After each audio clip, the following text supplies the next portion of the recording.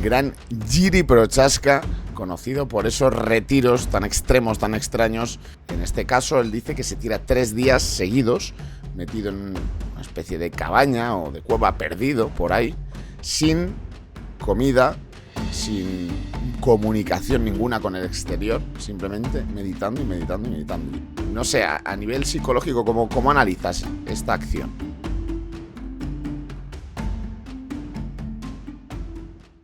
Muy buenas amigos y bienvenidos a Colmenero. Hoy os traigo un invitado especial y un contenido más especial aún. Y es que vamos a analizar de una manera distendida con José García Donate, para mí psicólogo deportivo de referencia dentro de los deportes de combate, el mindset y las técnicas que está llevando a cabo el gran Jiri Prochazka, conocido por esos retiros tan extremos, tan extraños que está realizando este peleador. ¿Cómo estás, José? ¿Qué tal, amigo? Muy bien, Álvaro, encantado de estar aquí contigo. Oye, un auténtico placer, como siempre, ya eres un viejo conocido del canal. Siempre que te traigo son contenidos muy interesantes y muy especiales. En este caso, vamos a hacer un repaso breve, porque podríamos tirarnos horas hablando de esto, pero un breve repaso sobre Jiri Prochazka, y así podemos también llevar un poco los rasgos generales que te pueden aplicar o que hacen directamente algunos peleadores para intentar mejorar su capacidad mental. Yo lo primero que te quiero preguntar, José, es si para ti esto es positivo, no es positivo. ¿Lo has visto en alguno de tus peleadores o no? Lo que hace Jiri Prochazka básicamente es llevarse al Sí. extremo, llevarse al límite, pero él solo, de una manera voluntaria. En este caso, él dice que se tira 3 días seguidos, metido en una especie de cabaña o de cueva perdido por ahí, sin comida, sin, no sé si agua, yo creo que sí, sin comunicación ninguna con el exterior, simplemente meditando y meditando y meditando. Yo creo que con poca luz, si no me equivoco también. ¿Es algo que hayas escuchado alguna vez tú? No lo he escuchado, bueno, creo que hay cárceles, ¿no? O algo así que serán iguales, o prisioneros. Pero rollo de prepararse a un deportista en esa línea, la verdad es que nunca lo había escuchado. Me sorprende bastante. Me sorprende bastante.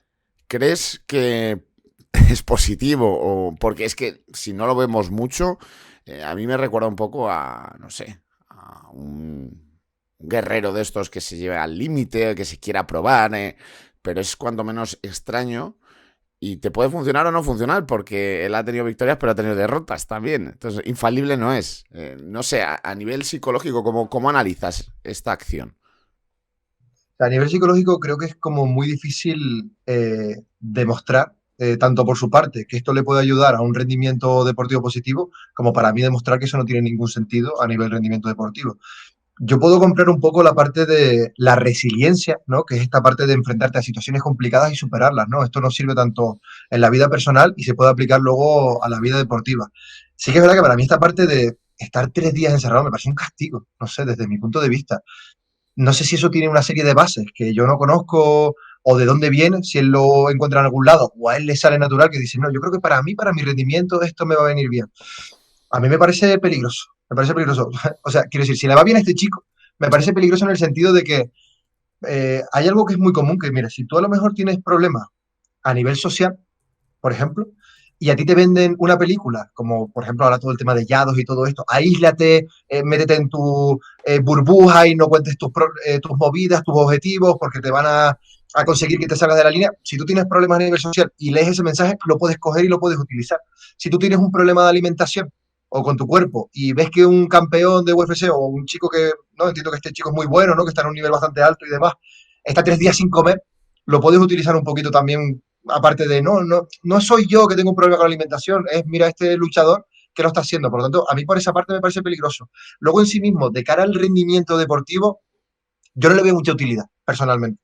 Creo que lo que más utilidad da a nivel psicológico es enfrentarte a situaciones parecidas al evento que vas a llevar a cabo. Cuanto más parecido sea, pues toda la parte del sparring, luchadores que se parezcan al rival que vas a tener y demás, visualizar, que entiendo que pues, meditará, ¿no? Entiendo, si se mete en una cabaña, poco a poco podrá hacer más que meditar y pensar. La parte de visualizar el combate, a lo que te tengas que enfrentar y cómo superarlo, esto sí que viene bien. La parte de estar sin comer 3 días, yo personalmente no le encuentro tanto el sentido. para mí, personalmente. Yo haría, a no ser que está en corte de peso y son los 3 últimos días y tiene que cortar de peso, ahí todavía se lo podría llegar a comprar. Aparte de eso, yo no le veo mucho sentido personalmente. Personalmente. Mira, además, estos retiros, el último fue muy reciente, todavía no tenía la información de la pelea. Y él decía lo siguiente, mira, te voy a leer una de sus declaraciones y Sí, a raíz de ahí vamos a ver si eso de verdad le puede llegar a ayudar o no. Aunque bueno, siempre que uno lo utilice como mecanismo, a lo mejor, quién sabe, le puede llegar a ayudar. Dice, creo que la mayor emoción de la competencia, de hacer esto, es que para lograr mejorar debes llegar a un nivel extremo, en el que el límite del tiempo se borra. No puedo hablar mucho de eso porque es algo intenso para mí, son cosas muy personales y sagradas, pero la meditación en general es algo que me ayuda mucho. Solo estás tú y tu alma, ninguna otra persona alrededor. Esta fue la primera vez que hice una meditación más fuerte, sin comida, casi sin agua. Es mucho más sagrada la experiencia si no tienes esa clase de cosas, en especial la comida. Todos los procesos en tu cuerpo son mucho más intensos. Tu mente está trabajando mucho y hasta piensas que puedes morir allí. Creo que hacerlo 3 días, 4 días no es tanto, se puede soportar, pero estoy usándolo ante todo para reconocer quién soy realmente, para enfrentarme a mis demonios. Luego sí, ya podré empujarme al siguiente nivel y seguir entrenando. ya te digo, yo animaría a un deportista con el que trabajo a que se prepare más la pelea, que se meta en una cabaña 3 días a encerrarse consigo mismo. Es que no le encuentro mucho el sentido a nivel rendimiento deportivo ni psicológico. Creo que este chico, además, ahora que me acuerdo, este chico no había dicho algo de que golpeaba los árboles, Sí, que pegaba puñetazos. Es este, ¿no? Es el sí, mismo. sí. Claro, va un poco por la misma línea. Son, Claro, que yo me dura- yo ese no método sé sí por qué que... era. Él Sí, no, explicaba algo de que golpeaba.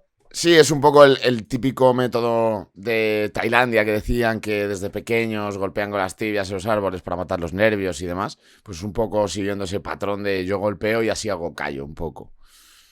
O Eso sea, como decía. para reventar el hueso y que haga callo. No sé, Sí, yo entiendo que han habido campeones de UFC que no han roto árboles con las manos, ¿no? Incluso no. campeones de Tailandia que no habrán roto árboles con las tibias, ¿no? Que parece que lo hace todo el mundo allí. Por lo tanto, bueno, yo personalmente, ¿sabes lo que pasa? Que a lo mejor si este chico tiene esta confianza en que su método le ayuda, le puede ayudar a ir como con más autoestima, con más sensación de control, de que llega en ese punto y demás. Yo útil a nivel utilidad, productividad, rendimiento no le veo tanto. Yo me asemejaría a situaciones parecidas al combate, ¿no? Yo, por ejemplo, cuando trabajo el tema de la visualización, que es una herramienta que me da muy buenos frutos y que si trabajo las previas y las preparaciones, es enfrentarte a situaciones complicadas que se vayan a dar en el combate y cómo las vas a solucionar. Eso sí tiene sentido para mí, porque te vas a enfrentar a esas situaciones imaginariamente y cuando tú las resuelves en la visualización, luego llega el momento real y has creado una huella mental que te ayuda, ¿no? El organismo dice, ah, espérate, esta situación ya sé cómo solventarla, ¿no? Si tú estás 3 días en una cabaña, pero no estás pensando en nada de esto, sino en la vida, en qué tal, yo no le veo tanto el sentido, personalmente. El tema ahora que lo sacas tú de la visualización es un poco lo que hace Ilia Topuria, de pensar A lo que va a ver, ocurrir, de verse con el cinturón, o son otros métodos de visualización. mira, por ejemplo, lo del verse con el cinturón, yo creo que es una buena visualización de cara a la motivación, porque eso te puede venir muy bien. Tú te visualizas el objetivo que quieres conseguir y tal, pero yo no me centraría mucho en eso. ¿No? ¿Por qué? Porque al final te descentra de lo verdaderamente importante. Y son los problemas y las dificultades a las que te vas a enfrentar para conseguir ese cinturón. Ahí es donde centro yo la visualización. Porque el organismo no distingue la realidad de lo que imagina. Por lo tanto, si tú visualizas mucho una situación complicada y cómo la resuelves, se crea una huella mental que cuando llega el momento de la realidad no hay un impacto emocional. Porque si tú vas con una pelea muy estructurada en tu cabeza y luego no sale la pelea como esperas o te enfrentas a una situación que no tenías esperada, hay una sensación como de, ¡ah! ¿Y ahora qué hago? ¿No? Pues si tú visualizas todas estas situaciones complicadas que se pueden llegar a dar y cómo las vas a solventar, el organismo cuando llegue a ese punto va a decir, hostia, esto me suena, ahora tengo que hacer esto. Y esto facilita el rendimiento. Por lo tanto, la visualización siempre la centro un poquito más en eso, en situaciones complicadas de combate y cómo vamos a tratar de resolverlas. Y lo trabajamos bastante. O sea, yo varias semanas antes intento que ya estén dándole vueltas un poquito, ¿no? En función al rival, o si el rival tiene mucho suelo y tiene unas llaves que te pueden hacer daño, pues esas son las que tenemos que visualizar. ¿Y cómo te vas a encontrar en ese momento? ¿Cómo te vas a gestionar a ti los nervios para saber qué tienes que hacer para salir? Eso sí lo trabajo bastante y me da muy, muy buenos resultados. Interesante. Y respecto a lo que decía Jiri Prochaska, a mí me interesa mucho tu opinión. Si tú no le ves una utilidad real, pues me parece cuanto menos interesante escuchar ese punto de vista. Pero él se centra en esto lo hago para luchar contra mis demonios. ¿Qué otras maneras existen para luchar contra esos demonios que a ti te parecerían más efectivas? Qué buena pregunta, me encanta porque es que yo no intento que no haya que luchar contra los demonios. Yo es un poco lo que trabajo. Yo de hecho le doy forma a esos demonios. El miedo al fracaso, el miedo al que dirán, el miedo a lo que sea, yo le doy una forma. Y siento a ese demonio al lado del deportista. Intentamos entender el demonio, de dónde viene, cuánto tiempo lleva contigo, cuándo te ayuda este demonio porque te dice ten cuidado, cuándo no te ayuda porque te bloquea, eso pasa mucho. ¿No? Por lo tanto, yo lo que trabajo es más por entender el demonio, entender la función que cumple y no verlo como un demonio. Porque si tú no lo ves como un demonio, no te asusta. Pero si tú, en cambio, cuando aparece esta sintomatología ansiosa de miedo, de, hostia, es que no sé si tal, y si no llego, y si me canso, y si tal, no sé qué, y tú esto lo ves como un problema, se hace más grande ese demonio. Si tú lo entiendes y lo normalizas, y entiendes que esto es parte normal de un deporte tan complicado y con tanto riesgo como son las artes marciales mixtas en este caso, el demonio disminuye, porque tú lo entiendes, lo normalizas. Es normal, no hay ningún luchador que no tenga miedo y el que lo diga es mentira, eso no existe. Por lo tanto, me gusta mucho la pregunta. Yo creo que no hay que luchar con los miedos, hay que entenderlos, normalizarlos, sentarlos enfrente y afrontarlos. Porque al final no puedes huir de ti mismo y esos demonios son una parte de ti.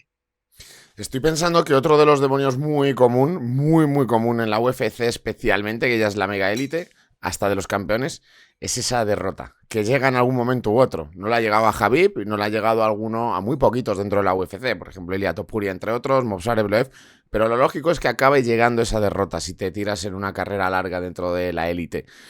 ¿Cómo se lucha contra ese primer demonio de la derrota?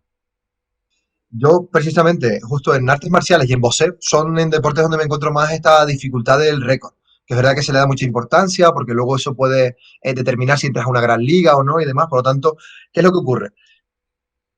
Que si tú le das muchas alas a este demonio y le das cabida en ti, lo que hace es hacerse grande, impide que tú puedas rendir. ¿Por qué? Porque me llegan muchos deportistas que dejan todo por las artes marciales y por llegar a una gran liga, ¿vale?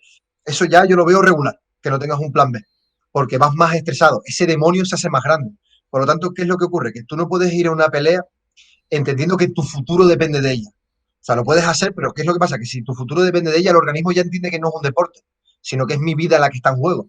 Por lo tanto, el nivel de ansiedad y de estrés al que se somete el organismo es más elevado. Ya estamos metiendo en el mismo saco comer, beber agua y ganar esta pelea.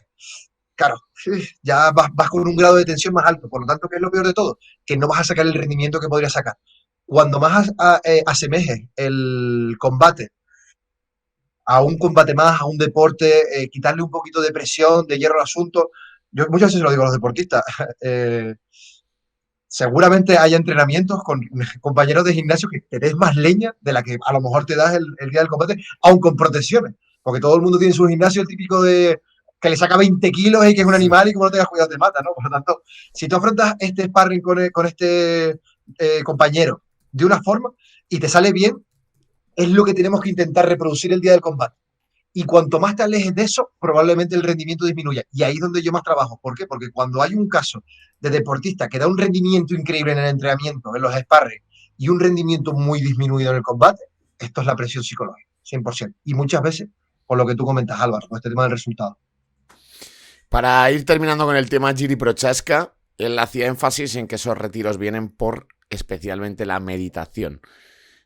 ¿Te has encontrado muchos peleadores que mediten? ¿Tú eres de los que recomiendas a los peleadores meditar? Y por último, ¿qué beneficios te puede traer la meditación?